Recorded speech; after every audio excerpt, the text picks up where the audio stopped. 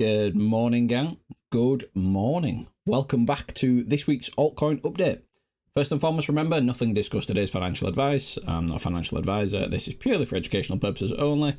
And now that's out of the way, let's jump into the chart, shall we? So today we are going to take a look at YGG and KAS. Both altcoins we have been trading actively in the group over the past 48 hours for the Bybit World Series of Trading tournament. Okay, obviously if you guys have no clue what that is, then Bybit every year hosts the world's largest trading competition, where you join as a team and you take the trades, and after 20 days the P&L of the team is totted up, again based on P&L, not based on actual monetary numbers. And there's lots of prizes to be won, up to $8 million. There's Lambos, there's Rolexes, there's all sorts of competition. So yeah, if you guys want to join our team, you've still got 9 days left to join the team as a late entry, and there's still another 19 days of the competition left. Okay, so obviously if you do want to join our team, then check out the link down in the description and come have a go. Right, now that's out of the way, let's jump in then. So YGG, let's start with this. So obviously over the past few days, now we're looking on, let's zoom into the daily chart. Over the past few days, we have seen a significant pump to the upside, 300%. Obviously, and this is from last Monday. In fact, no, it's not. It's from last Monday. Okay, obviously from the absolute lows, we have pumped 471%. Okay, so a significant pump, and again, people late to the party, getting involved up at the top. And I just don't understand the mentality. You know, you see an altcoin pump this hard, I don't understand why you'd be wanting to be a buyer up here. The only thing you want to be doing up at the top is either A, taking profit on your longs, or B, looking for a counter trade. Okay, so this long we weren't involved with at all. In fact, YGG wasn't even on our radar until yesterday, once we saw the strength that it had been having up for the past few days. And then what we did is we looked at reasons to get involved with it. Okay, so what happened yesterday? Well, if we zoom into a lower time frame, look at the 4 hour, we're getting this price action up here. So obviously this was Sunday night, we came back down and then we started grinding back up again. Okay, so at this point I'm coming into the group and I'm laying out my plans. Okay, so this is part of the members group. Okay, so, and I'm saying yesterday morning, you can see at 11:50 my time, YGG either lose structure to the downside and I'll get involved, or my preference would be to take the highs one more time and then lose structure. Okay, so as we can see here, this is where we're at. Round about here, my preference would be either take the highs, which would be my ideal setup, or B, if we lost structure on, if we zoom into a lower time frame, this one here. So either lose that or take the highs one more time. Now, why did I want the highs taking one more time? Okay, well, quite simply, if we throw it on, let's hide this now, zoom back out, and we use this high here to the absolute lows, and we'll change it onto the golden pocket, and this is the reason why. Okay, so we've got a high time frame golden pocket. Now, the volume profile also shows that we don't have much volume within this cluster here. Okay, now normally I'd be looking for this cluster up here as the resistance zone, but we had very little volume in this cluster. Okay, so therefore that led me to believe that the golden pocket could be in play here. Okay, so what happened in the end, if we zoom into the 15-minute chart, and I'll throw on my squiggles from yesterday, you can see this in the old screenshot, whatever it's gone, there it is. We can see here, this is my ideal setup. Either take the highs one more time into the golden pocket, or take the lows and then I'll get involved at a lower level. Absolutely fine. Now, in the end, we didn't take the lows first, we took the highs first. So we came up, ran into the golden pocket, failed rally into the golden pocket, and for me, that was a perfectly acceptable short entry. So in the end, we caught this short, playing it down, back down to where we landed. Now, where did we land? Okay, so let's just do the counter of that move. Let's hide this again. The counter of that move, we played it down into, from the low to the high, the golden pocket again. Okay, so that was the reason behind the trade. So we had high time frame golden pocket, high time frame golden pocket, and we just played ping pong between them. Okay, and it was a fairly nasty drop. So all the people that were longing in this upwards consolidation here, which I'm never a fan of, because all these stop losses are going to be very tight. If we zoom into a lower time frame, we know full well that there's going to be stops at each one of these lows on the way up. Okay, so as soon as you trigger these, based on this being a very low liquidity coin, okay, as soon as you start triggering these, this causes a cascade effect, and that's what we had in the end. Okay, so people will, influencers especially, will say, oh, look, upwards accumulation, it's great, it's going to break up, it's going to continue. But for me, I look at upwards accumulation the opposite way. I just look at it as a series of tight stop losses, which, if triggered, it will cause a cascade effect. Similar to how when price goes up in a straight line, likely as it's going to come down in a straight line. Okay, this is the same sort of concept. Okay, what you want to see is you want to see price trend up, accumulate sideways, trend up, accumulate sideways, and then that way, when it comes back down, it can then get back involved in these older ranges, rather than just one big drop. Okay, so that's what we had going on there. So if you got that trade, well done. If you were longing up here, you really need to understand how to trade, okay? And don't get carried away in the FOMO. Okay, so what am I looking at next with this? Okay, let's hide these. So we know we've got a golden pocket above us, and we know we've got a golden pocket below us. Okay, so let's zoom out a little bit. Right, and let's have a look at this. So, range-wise, I'm going to use this pivot here, which is the June lows, which is similar to Bitcoin's June lows, okay? Then I'm going to use the overall highs. I'll use this high here. I'm going to throw it onto the range fib. Okay, so what other confluence did we have at the trade entry? Well, we had the range EQ. Okay, at the range EQ. So we've got the lows where we've come back down to. Okay, I wouldn't mind another spike down into this low. Okay, just to take out the early longs. And we've got the deviation below. And we've got respect to the EQ. Okay, clear respect to the EQ, the range high. So what would I be looking for here? Well, if price does continue to trickle down and then starts to change structure here to the upside, then I'll be looking for longs. Okay, now again, if you're looking for longs, this move down, again, another inefficient move, not much structure, so we could look for a reaction back up and potentially a reaction play back up towards the range EQ. That's assuming that levels in between that don't give us a reaction. So for example, let's just use the golden pocket, because now we've established that YGG respects the golden pocket. Okay, so we've got to get past this first. Okay, so that's to the upside. Well, what happens if that doesn't hold and it continues to roll over? Well, if it continues to roll over from here, then let's throw it on a volume profile and get a better idea. In fact, let's do a volume profile of the whole history. There we go. Right, we can see here. So just below these range lows, we have got the point of control. Okay, so again, that kind of ties into the idea if we get this kind of move at the swing failure pattern, the range lows, reclaim the range lows, and then get a push up, then you got a long trigger. Okay, if that doesn't happen and it continues to roll over, we've got to be aware of this value area low. However, I'd be more interested in coming into this consolidation here. Okay, if we come into this consolidation, change structure, then we've got long triggers, and again, targeting back up towards these lows.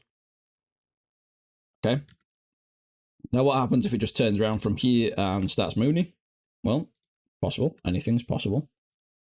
Okay, so if we do end up wrapping back up and we get beyond this value area high and this golden pocket, and we start to reclaim back above this, taking out these highs without a pullback, then I'd be looking back up towards the range highs.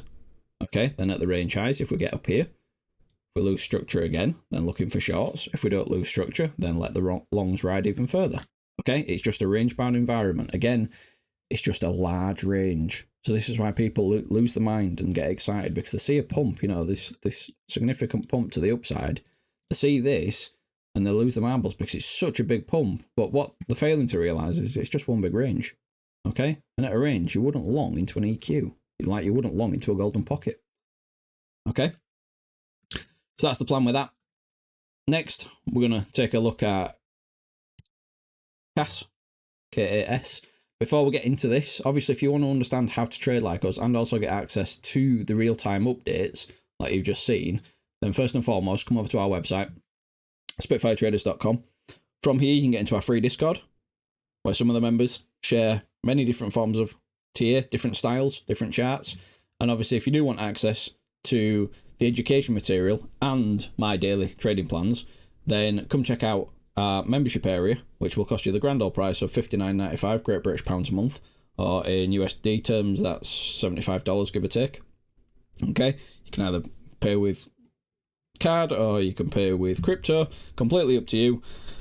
And if you do get into our course, then you get access to 28, in fact, 29 study modules after tonight, because we've got another live stream tonight, again, covering Forex.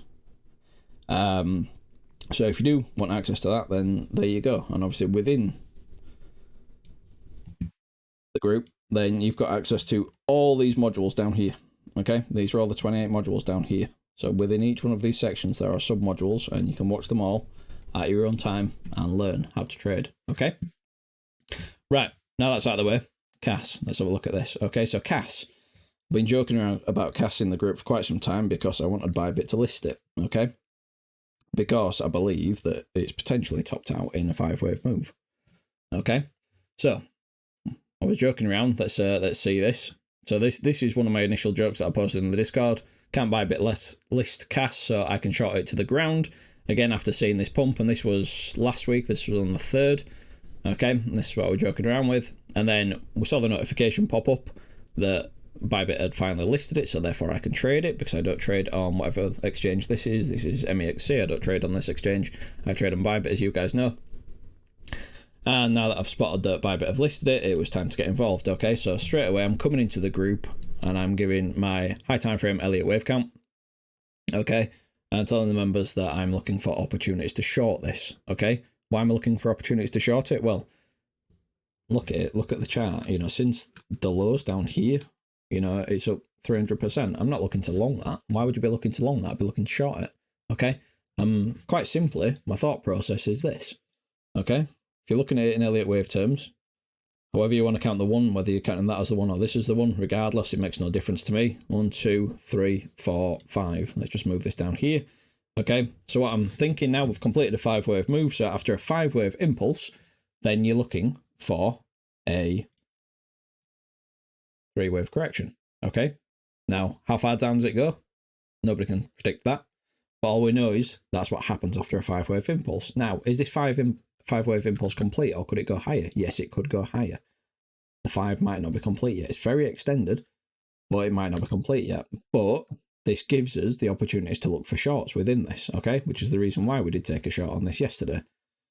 Okay, so let's zoom in and let's see what's going on here. Well, looking at this was my thought process at the time. So this being the final wave 5, and I'm spotting this triangle here. Now, anyone that's within our members know that I hate triangles. So therefore, a triangle, typically speaking, will come within a wave 4. So that's the wave 4 within the overall wave 5. And then we had the final push up. Okay, so any of the old Moonboy influencers will be doing something like this. For once, kind of played out. Okay, kind of played out nicely. Okay, so therefore, up here, I'm then looking for an opportunity to get involved. Well, what happened is we came down, we came back up, and we failed to take out the previous high. So now I'm starting to think, all right, well, we're starting to see some weakness. Okay, starting to see some weakness. Now, again, there's no other reason, there's no other technical reason outside of Elliott wave and fibs to short this absolute high, to catch this absolute high, because it's just an impossible task. So what you're wanting to do is you're wanting to see it start loose structure. Okay, and I'll talk about this quite a lot. Okay, so what happens? Well, we start to come down, we'll come back up, we fail to take the highs, then we'll come back down, and what do we do? Well, we take out these here. Okay, we take out these lows here, then you're looking for your opportunity to get involved. So we take fib from the high to the low, and we'll come back up into the golden pocket, or as we refer to it as the algo pocket. Okay, from there, the short played out, and we're continuing to drop right now. Now, actually, I got involved a little bit higher up because I was quite aggressive with my entry, but that would have been your safest option, which happened through the night last night. Now, as I say, I was in the group, we got involved a little bit earlier, but it is what it is. It's just we understand what we're looking at. But for simple terms, there you go, nice and easy. You lost your structure, came back up into your algo pocket, and then you got your nice rejection. Okay, so where we're going to play this down to? Well, we've got to look for the next strong zone. Okay, so like we said here, we've got this triangle pattern here. If we start to take out these lows here, then realistically we can start to look down a little bit further, zoom out to the daily. So the next sticky zone we're going to have, realistically, if we do a volume profile from the bottom of the 4 to the 5, let's have a look. So we can see here, volume-wise, we've got this sticky zone here, okay? So if these lows don't hold, roughly at 4.3 cents, give or take, then I'll be looking to come back into this cluster here. Then you've got to start asking yourself, does this cluster hold? Okay. We've got confluence there. We've also got the algo zone, okay? So does that cluster hold, yes or no? If yes, great, then can we look for a small bounce play? Okay. If no, then can we let it roll over further? If it rolls over further, then we'll be targeting these lows here, coming into value area high. Okay, and if that doesn't hold ultimately, then I'll be looking back down into this consolidation. And as you can see here, exactly how I'm thinking. Okay, you can see I'm looking for the high volume nodes. I'm looking for the sticky zones. Okay, other types of traders, order block traders, and you know, the supply and demand style traders, it's the same concept at the end of the day. It kind of makes no difference how you want to label it. You know, some people will call this a supply zone, demand zone, whatever, and they'll do it as a block. But effectively, all they're doing is they're looking for a cluster, a volume cluster. The only difference between me and them is I'm looking where in that cluster the volume is. So I'm looking at, we've got a high volume node there, we've got a high volume node there. Okay, if that doesn't hold, then we've got this high volume node, point of control, down here. That's the only difference between the styles, okay? So it makes no difference what camp you fall into, whether you're a confluence trader like me, mainly using volume as my edge, or if you're an order block, supply and demand style trader, you know, the ICT style concepts, it makes no difference, okay? It's the same thing. It's the same thing, it's just however you look at it and whatever you want to call it. Okay, so that's what I'll be looking for this. But I also said at the beginning of the video that the high might not be in, okay? So what would make me think that the high is not in? Well, if we do start to curl up and continue with the structure, then the high might not be in. And then we can look to take those highs out. And again, same idea again, I'll be looking for a reason to get involved. Okay, I'm quite happy to play this market both ways. Quite happy for the low not to be in and for the high not to be in and it continues going up. Likewise, I'm quite happy for the high to be in and just continue trading it down. Okay, I'll be taking profits along the way at the sticky zones, and then if it continues to break, then I'll be looking to add back into those trades. Okay, so that's KAS. So just throw that volume profile back on there so we can see it zoomed out. There you go. So that's effectively what I'll be looking for. If these lows don't hold, this sticky zone. If this sticky zone doesn't hold, this sticky zone. Okay, just trading it down. Obviously, if you get those change of market structures within this, then you got your long triggers as well. Okay, so that's it. If you've learned something today, then let us know down in the comments. If you want us to keep bringing you these altcoin videos, also let us know down in the comments. Make sure you hit that like button, and if you've not subscribed yet, consider subscribing. And once again, obviously, if you do want to join our Bybit team for the World Series of Trading competition and have a chance to win some of that prize pool, then check out the link down in the description. All right, gang, as you were. Bye-bye.